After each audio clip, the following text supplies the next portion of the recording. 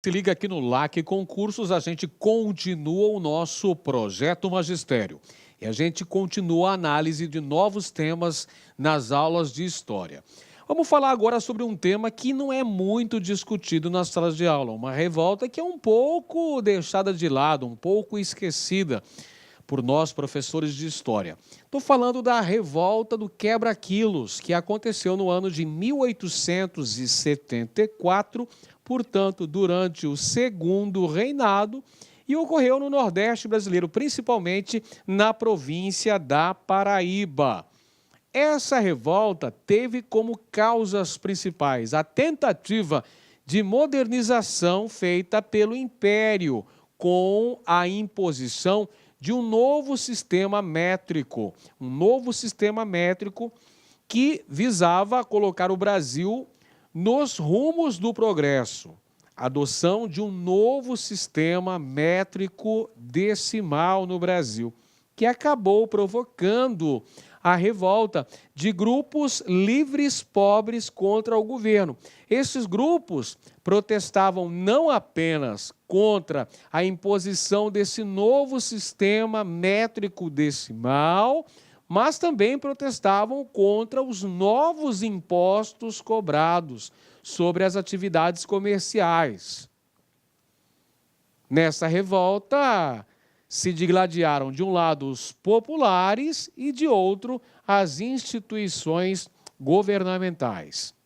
Vamos conferir então uma questão relativa a isso.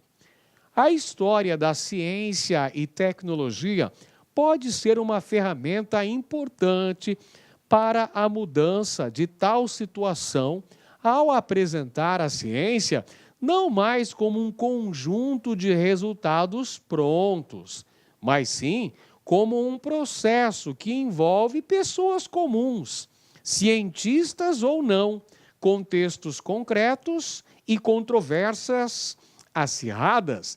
No caso brasileiro, nossa famosa revolta só pode ser plenamente compreendida junto com a implantação em nível mundial do sistema métrico decimal, sendo que o Brasil foi um dos países pioneiros na sua adoção. Olha só um texto sobre ciência e tecnologia, de autoria de Silvia Figueroa, que consta na obra Novos Temas nas Aulas de História, falando sobre a implantação de um novo sistema de pesos e medidas, o sistema métrico decimal, dizendo inclusive que o Brasil foi um dos países pioneiros nessa padronização mundial de pesos e medidas. Mas isso acabou gerando uma violenta reação por parte de populares que não concordavam com essa mudança e também não concordavam com os pesados impostos que eram obrigados a pagar. O texto faz referência à já mencionada revolta do Quebra-Quilos, que aconteceu durante o segundo reinado no Nordeste, em especial na Paraíba. Alternativa A é a correta. Próximo tema, mais uma vez a gente fala sobre relações de gênero na Grécia Antiga, onde tínhamos uma ideia relacionada com a sexualidade diferente dos padrões ocidentais modernos. A ideia de ser homem, diferente da cultura ocidental moderna.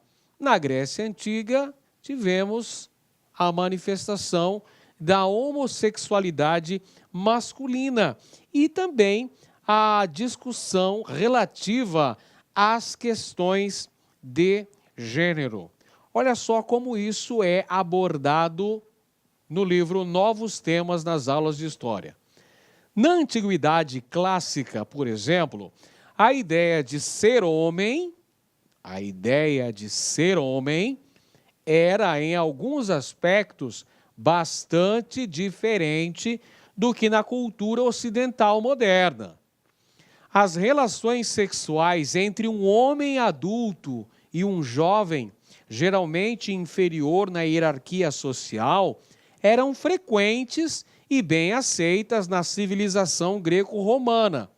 O mais velho era visto como sexualmente ativo e mestre do mais novo, que, por sua vez, deveria ser condescendente e passivo durante essa fase da vida. Esse é um texto que consta no livro Novos Temas nas Aulas de História, é justamente o capítulo relativo a gênero, escrito pela Carla Pinsky. O trecho mostra a importância de se trabalhar com as questões de gênero nas aulas de história, pois é preciso, alternativa A, familiarizar os alunos com as ideias sobre masculinidade e feminilidade, de forma a reforçar as convenções e regras sociais e reagir às mudanças. Não, é justamente o contrário.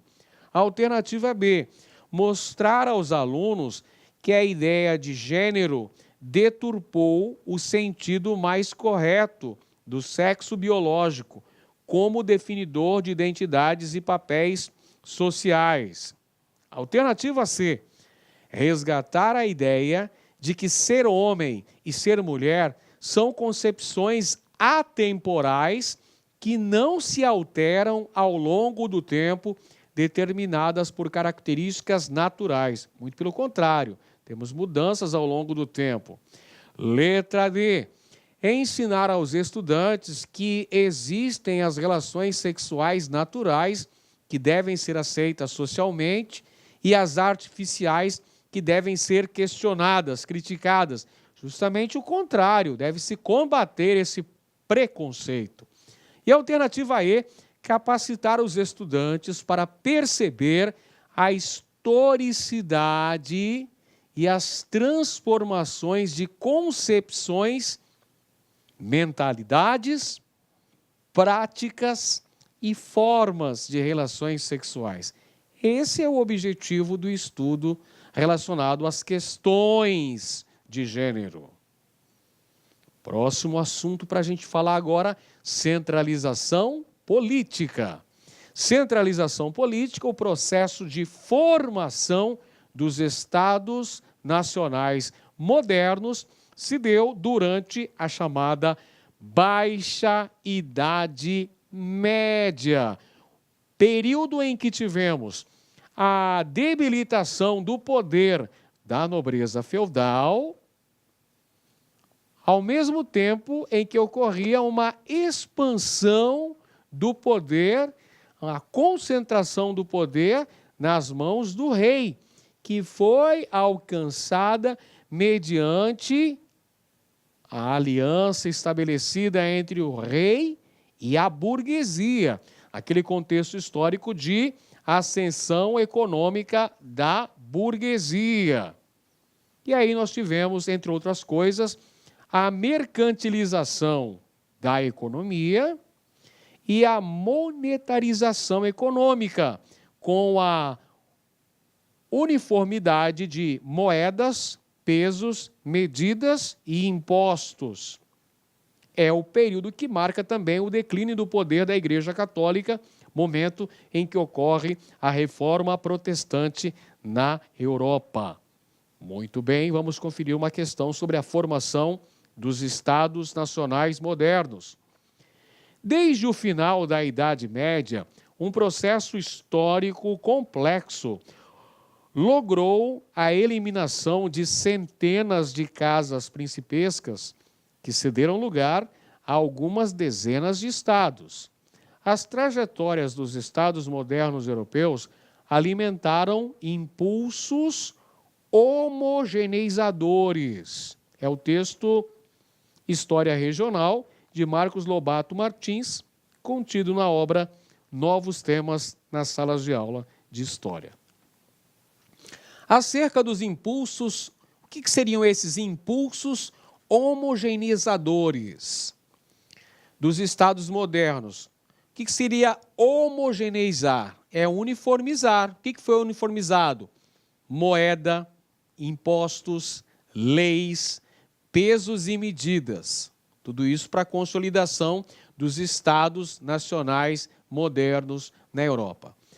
Então, vamos para o comando da questão, acerca dos impulsos homogeneizadores. Olá, meus amigos, minhas amigas, sou o professor Luiz Antônio de Carvalho e com muito prazer, muita satisfação estou aqui para explicar para vocês o nosso super projeto do magistério focado 100% no cargo de professor, especialidade em História. Clique-claque.